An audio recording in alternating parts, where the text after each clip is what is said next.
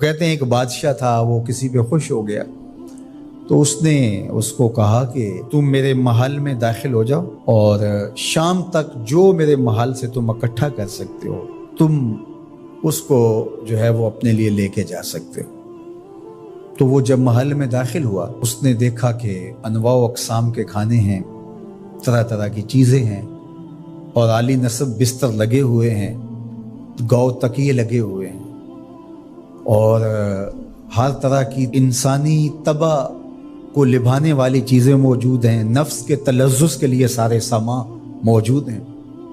تو وہ گیا اور اس نے انواع اقسام کے کھانے کھائے اور کھانے کھا کے اور مختلف وہاں انواع اقسام کے مشروبات پیے اور ایک گاؤ تکیے سے ٹیک لگا کے ان نظاروں کو دیکھنے لگا۔ ایسی مستی چڑھی کہ آنکھ لگ گئی۔ اچانک اس کو دربان نے اٹھایا اور کہا کہ تیرے جانے کا وقت ہو گیا ہے۔ اب جب وہ واپس نکل رہا تھا تو حسرت سے روتے ہوئے جا رہا تھا کہ میں نے عیش و عشرت میں یہ وقت گزار دیا، کچھ نیند میں گزار دیا، اور جب وہ گزر رہا تھا تو قیمتی ہیرے، لال موتی، پکھراج کیا راستے میں بکھرے پڑے تھے۔ اور ایک دوسرے شخص کو داخل کیا تو اس نے ان لذت انگیز چیزوں کی طرف توجہ نہیں کیا، سب سے قیمتی چیزیں وہاں سے اٹھائیں اور جھولی بھری اور اپنے وقت مقررہ پر وہ واپس ہوا۔ تو اس دنیا کے محل میں ہم داخل ہوئے ہیں، ایک دروازے سے دوسرے دروازے سے نکلنا ہے۔ یہاں تلذذ کے سامان بھی ہے اور یہاں قیمتی چیزیں بھی ہے جو یہاں سے لے جا کے ہمارے لیے قیمتی ہوں گی، اور اس نے سمجھا کہ بس ایک دن میں یہاں جو کھانا ہے کھا لو، زہرۃ الحیات دنیا سے کہتے ہیں۔ اور دوسرے نے کہا کہ یہاں تو بھوک کاٹ کے جیسے بھی، تو میں جہاں جا رہا ہوں تو یہاں سے جتنی قیمتی چیزیں اٹھائی جا سکیں اس کو اٹھا کے وہاں کے لیے لے جاؤں۔ اب اس دنیا کے محلے میں اترے ہیں، یہاں سے عیش و عشرت کر کے جب اچانک موت کا فرشتہ کہے گا تیرا وقت ختم ہو گیا، آ جا، اور پھر خالی ہاتھ ہوگا، پاس کچھ بھی نہیں ہوگا، دامن بھی خالی ہوگا۔ اتنا کچھ تھا، ایک سبحان اللہ کا ہی اتنا وزن تھا کہ میزان بھر جاتا ہے، الحمدللہ کا ہی اتنا وزن ہے کہ زمین و آسمان کے درمیان جو جگہ ہیں اس کی جزا سے بھر جائیں۔ لیکن ہم دنیاوی تلذذ میں رہے اور تھوڑی سی زندگی تھی، جب فرشتے نے جھنجھوڑا تو آنکھ اس وقت کھلی اور یہ کیا کر دیا ہم نے۔ لیکن جو اللہ کے بندے ہیں وہ کہتے ہیں کہ یہ تو آخرت کو جمع کرنے کی کھیتی ہے، یہاں جتنا کچھ جمع کر لیں۔ اصل یہاں سے کیا اٹھا سکتے ہیں، ہر شخص کا اپنا انتخاب ہے کہ وہ کیا اٹھائے گا۔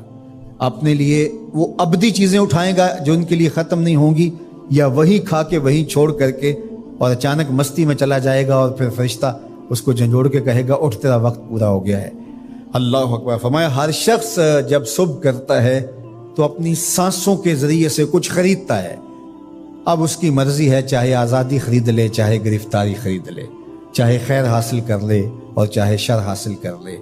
وہ آخرت کا کیا سودا خریدتا ہے یا دنیا کا سودا خریدتا ہے، اس کے بعد جب آنکھ کھلتی ہے تو پھر سمجھ آتی ہے کہ میں کیا خرید سکتا۔ آپ نے ایاس کا نام سنا ہے؟ یہ معتمد خاص تھا محمود غزنوی کا، وزیر اس سے حسد کرتے ہوتے تھے کہ اس میں کیا خصوصیت ہے کہ بادشاہ اسی کو اہمیت دیتا ہے۔ ایک دن بادشاہ نے کوئی تربوز کاٹا، کوئی خربوزہ کاٹا یا کوئی اور ایسی چیز تھی، تو جس کو بھی دیا تو وہ کڑوا تھا، تو اس نے چوہی چکھا تو پھینک دیا، اور پھر بلایا یاس کو اور اس کو کاٹ کے اس کی پھانک دی، تو ایسے لطف سے کھانے لگا کہ جیسے اس سے لذیذ کبھی پھل زندگی میں دیکھا نہ ہو۔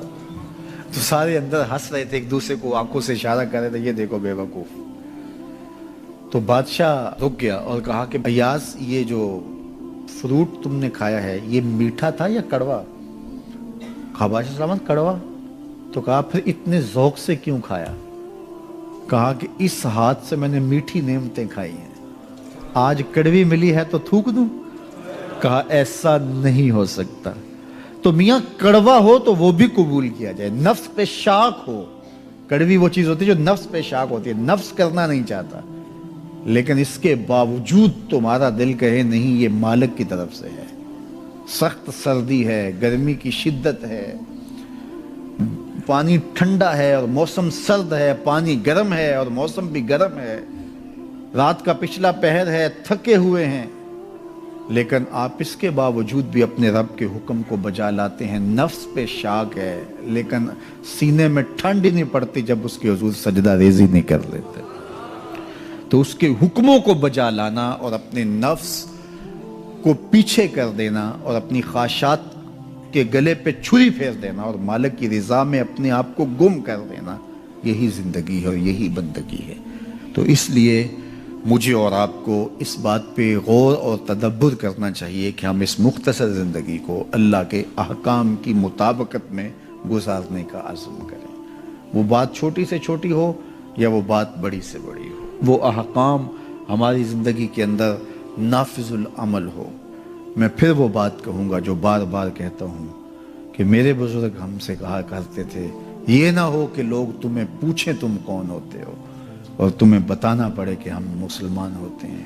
فرمایا کرتے تھے صاحب نہ کسی کو پوچھنا پڑے نہ تمہیں بتانا پڑے، تمہاری وضاحت، تمہارا طرز زندگی، تمہارا انداز معاشرت ایسا خوبصورت ہو، تم دور سے آ رہے ہو لوگ پہچان کے کہیں وہ دیکھو محمد عربی کا غلام آ رہا.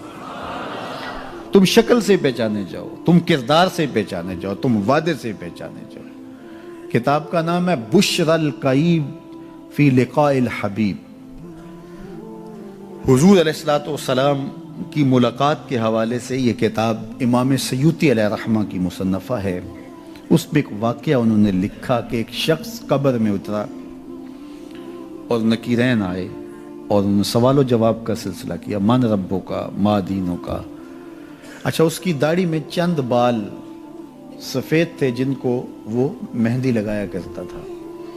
تو جب منکر نے کہا کہ من ربوں کا، تو نکیر نے اس کا ہاتھ پکڑ کے پیچھے کھینچتے ہوئے کہا اس سے سوال پوچھ رہا ہے، تو دیکھ نہیں رہا اس کی داڑھی میں اسلام کا نور چمک رہا ہے، اس کی داڑھی میں اسلام کا اجالا تمہیں دکھائی نہیں دے رہا؟ تو تمہاری وضع قطعی ایسی ہو کہ فرشتے بھی دیکھیں کہ یہ حضور کا غلام آ رہا ہے، یہ حضور کا نوکر آ رہا ہے.